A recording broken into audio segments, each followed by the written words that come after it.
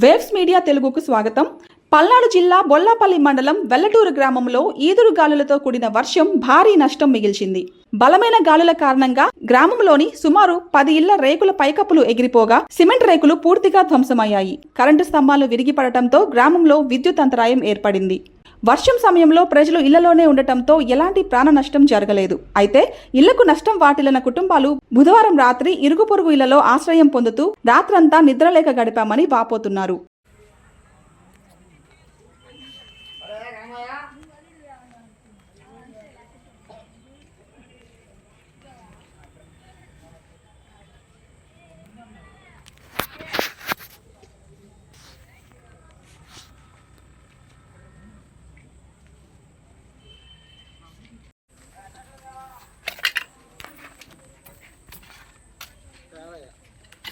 ఇక ఇటు చూసారు ఈ మొత్తం అసలుకి ఇటొక్కది చూడయ్యా ఎంత నట్టమైందో చూడు. అసలు పచ్చళ్ళ ఏ పనికి రాని అన్నీ పడిపోయాయి.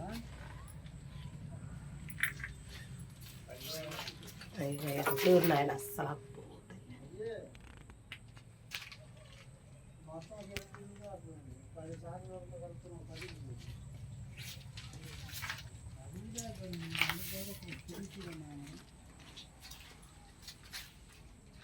బాగా మొత్తం ఆడికి పడ్డాయి. అయ్యా లోపల గది మొత్తం పడ్డాయి.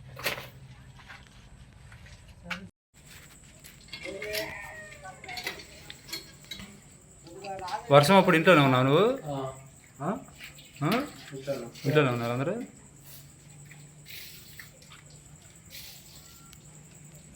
పిల్లలు ఎంతమంది నీకు?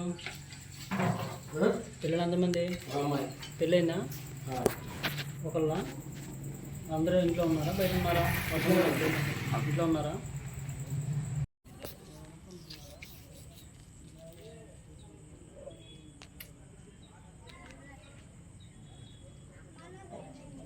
ఎన్నాళ్ళైంది పంట అయిపోయాయి ఒడ్లు? పునాసేనా? మొత్తం పూర్తిగా తడిచిపోయినాయా?